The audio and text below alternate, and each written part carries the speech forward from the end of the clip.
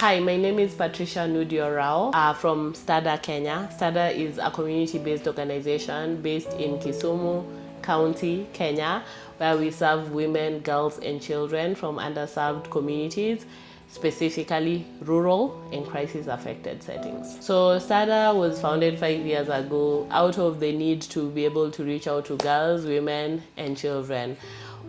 We started with women and girls, to be specific. We have grown into children because it's just very difficult to separate women from children by design and the social construct of where we live in. But really my main goal of starting STADA was the desire to do something different. Everywhere you will see people do the same thing, regurgitate the same solutions and have zero impact. And my thinking coming in was that we could build something that was different, something that was built off of locally led solutions, and something that listened and was very responsive to the community needs. But also a lot of organizations looking around were really centered on one or another thing.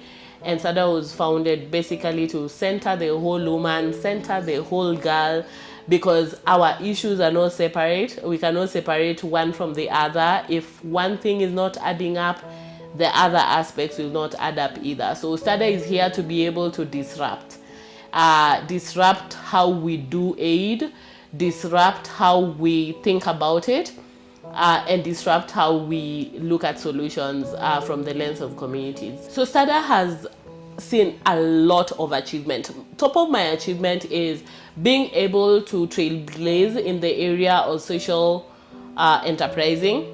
Quite frankly, I have seen organizations do it, but it's not something that we set out to do. Everything that we've ever started outside of the STADA organization was built out of need, built out of desire for there to be something different. Again, going back to different. And so we've since started STADA Pads, which produces reusable sanitary towels, and STADA Vocational Training Center, which offers vocational training center to girls and is able to take young women through a training for free. I had not seen that.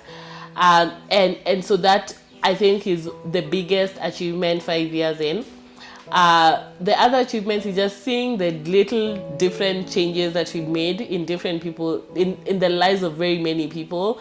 I would say that cumulatively it's their story that builds our story. It's their story, the changes that they've experienced, their complete change in the way that they live is what really inspires us to do more. And so that is one of our greatest achievements. The stories of young girls and young women that continue to change every day. We have faced so many challenges. I would rather not dwell in that, but part of the biggest challenge that we have faced is just the fact that there's a lot of stigma around youth leadership, really. There's just a lot of things that have been done and normalized a certain way that every time you want to do something different, there's always those people who are always like, no, I will not offer you support. This is your roadblock. Find another way.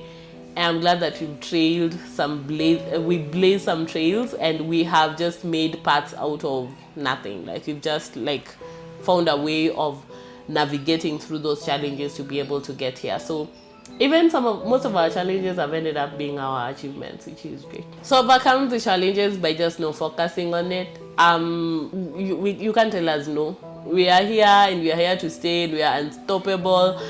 And if we can't get a road on the tarmac, we will just come with our slashers and slash the bush and find a way. So we've always find a way. So it has just helped us to innovate more, to grow bigger, and to just be better, and to know that we can do this despite any challenges that we may face. I am proud of so many things. I say the story of girls and women that we have worked with, those inspire me every single day. I'm proud of what we have built. I'm proud of the numbers that have been impacted by our story.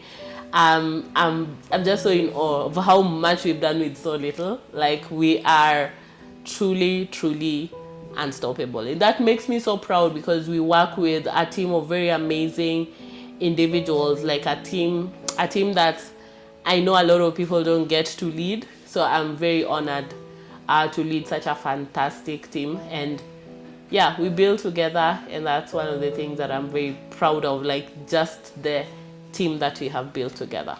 So I would say one of my biggest cases when I talk about Stada is a 19-year-old that we met 5 years ago.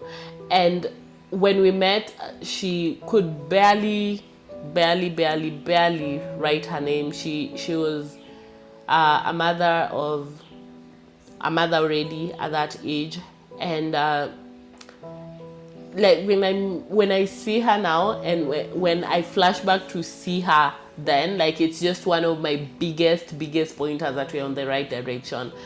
And this is Vivian. I think Vivian's story has been highlighted everywhere, but like I look at the pictures of before, like, and after. I look at that girl who could barely talk, and one that would freely talk right now, and it really just centers what Stada is about, like dignity, restoration of dignity, inspiring communities, building confidence. So that is really one of my biggest story.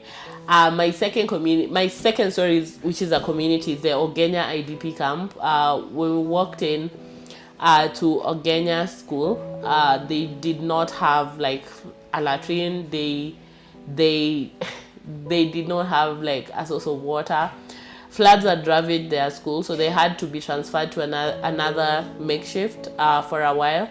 And so we went in, built a latrine in this school, constructed a borehole, did a hand washing station, gave pads to every girl in that school. And to hear like that school dropouts reduced, teenage pregnancy reduced, absenteeism reduced, like mind-blowing. Like just how simple solutions around water and sanitation, which takes me back to the whole woman. Like you'd come in and say, I'm only talking about gender-based violence, full stop. But like you don't know how much gender-based violence is in the water sector. And so when you say you're moving away from water, sanitation and hygiene, what if they want to go and change their pads? What if they have to have transactional sex for pads?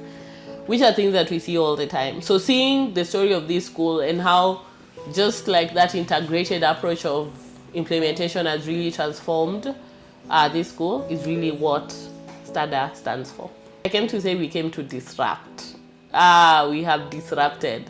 The things we were told are not supposed to be done. Like the way that we were told like philanthropy needs to look like, the way we were told projects needs to be designed, what we were told about like you can't do this without grants, you can only do that. Like we have disrupted everything. Everything that I knew coming in is very different from what I know now. And what I know is if you really want to do it, you will do it. It doesn't matter whether there is support or not, whether there is grants or not, whether there is donors or not. Like if you want to do it, you will do it. And so Stada is different because Stada doesn't wait for grants to implement programs. Stada also doesn't take no a lot. Whatever looks impossible, we get in and we do it. And just the whole concept of leading from the eyes of the community and wanting the community to guide the discussion is really a big part of our process. So our journey has morphed over the years in many ways, but I would say that in every turn that we have taken, there has always been a lesson, and I can truly say there is no organization like Stada in the whole world. We will definitely be regional, definitely be a household name. We will have definitely reached more women and girls, hopefully across Africa, not hopefully, across Africa. We will keep doing what we do, just at a bigger scale with more personnel, but beyond the growth, which is physical, that the focus of Stada will never change, that it will continue to be rooted in community-led solutions, rooted in local-led innovations, and just rooted in the power of the people. So that will never change, but we will definitely be bigger and better. I would thank the women and girls that we've worked with, specifically the young mothers. I think that was the first project that we ever implemented. And every time we wanted to give up, like, it was like we could never give up. And so I really feel that the young mothers really centered our work. The second is to Life Water Canada. Really, I would say that we would never have gotten where we have gotten as fast as we have had we not had the trust of Life Water Canada. So we are internally grateful to them for taking a chance on us when I believe no one would, because we are barely 2 years. No one else would have taken a chance on us like that. So to partners who believe in us, partners who believe in our innovations and our craziness, Life Water Canada does stop that list. So I commit to never change the vision of this organization, that this organization will always stand for women and girls everywhere.